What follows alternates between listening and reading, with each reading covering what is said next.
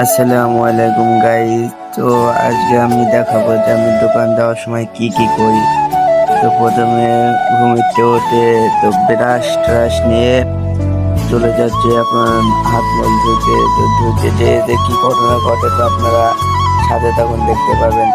তো যে যাইতে যাইতে তো এটা কলে পারে যেয়ে দেখি আমার জন্য এক বালতি পানি আমার জন্য ওয়েট করছে। তো তারপর আমি হাত মুখ ধুয়ে নিলাম তাড়াতাড়ি করে। ধুয়ে নেওয়ার পরে যে বেটে গোসল করব, গোসল করতে যেয়ে প্যান্ট আর খোলে না, প্যান্ট আমার আটকাই গেছে। খুব কষ্ট করে প্যান্টটা খুললাম।